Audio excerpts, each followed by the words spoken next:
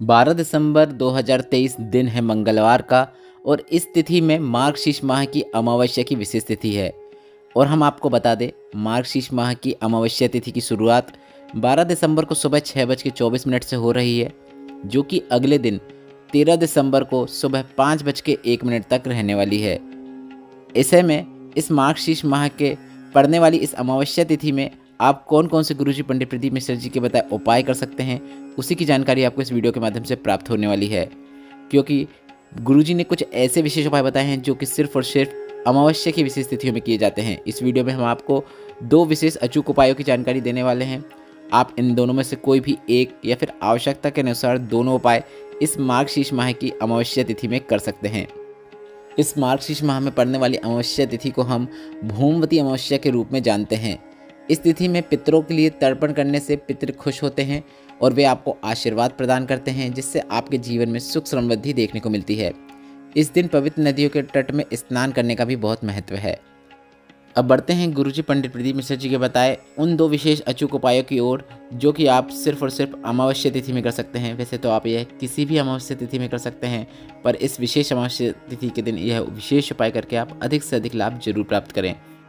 गुरुजी ने बताया है, यह विशेष उपाय अगर आप किसी भी माह में पड़ने वाली अमावस्या तिथि में करते हैं तो आपके पितृ तृप्त होते हैं और आपके जीवन में अटके हुए कार्य पूर्ण होते हुए आपको नजर आने लगते हैं। गुरुजी ने कहा, अगर आपको लग रहा है कि आपके घर में बहुत अधिक मात्रा में क्लेश होता है, बार बार बर्तन गिरते हैं, परिवार वालों का आपस में बन नहीं रही है, बार बार झगड़े होते हैं, घर में पैसा टिकता नहीं है, दवाइयों में पैसा जा रहा है, व्यापार नहीं चल रहा है, एक कमाओ सवा खर्च जैसी स्थिति बनी हुई है, तो ऐसी स्थिति में आपको अमावस्या की तिथि में एक सरल और आसान उपाय करना चाहिए।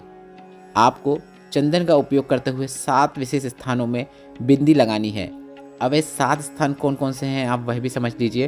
पहले आप यह समझ लीजिए कि सभी जगह बिंदी लगाते समय आप श्री शिवाय नमस्तुभ्यम या फिर नमः शिवाय या फिर ओम नमः शिवाय बोल सकते हैं।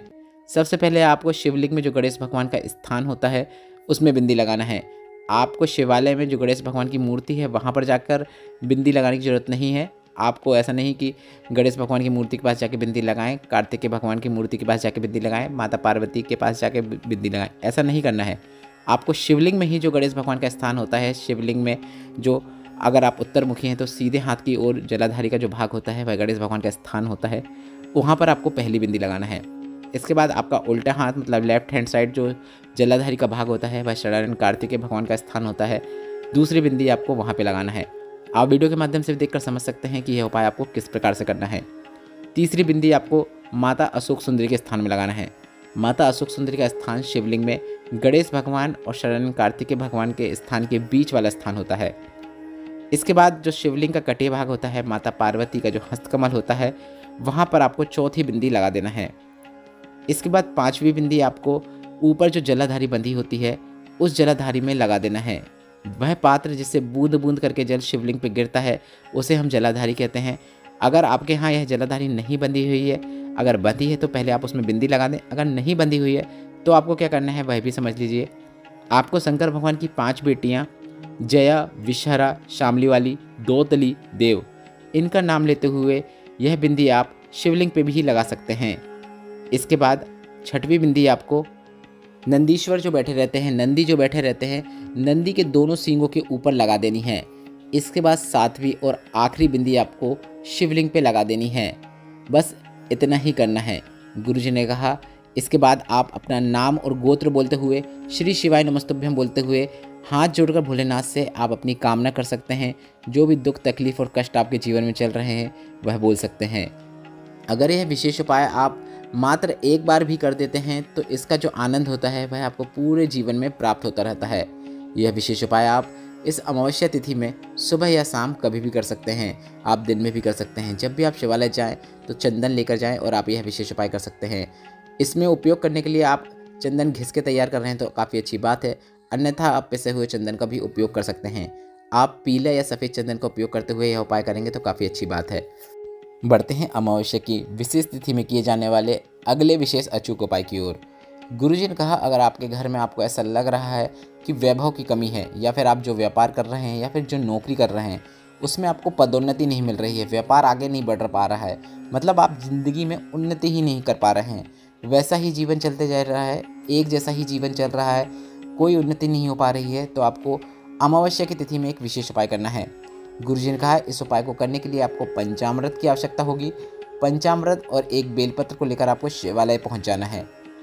पंचामृत को तैयार करने के लिए आप 5 चीज़ों का उपयोग कर सकते हैं। वह 5 चीज़ें इस प्रकार भी हो सकती हैं: दूध, दही, घी, शक्कर और शहद। इन 5 चीज़ों को मिलाते हुए आप पंचामृत तैयार कर सकते हैं, जिसे आपको शिवालय में लेकर जाना है और एक बेलपत्र लेकर जाना है। बेलपत्र आपको इस प्रकार की उपयोग करना है कि बेलपत्र की कोई भी पत्ती टूटी फूटी ना हो, ना ही बेलपत्र में छिद्र होना चाहिए। आपको साफ सुंदर बेलपत्र का उपयोग करना है और बेलपत्र को इस उपाय के लिए उपयोग करने से पहले आपको बेलपत्र की डूंठ को भी तोड़ देना है। डूंठ वाली बेलपत्र को आपको किसी भी उपाय में उपयोग नहीं करना चाहिए।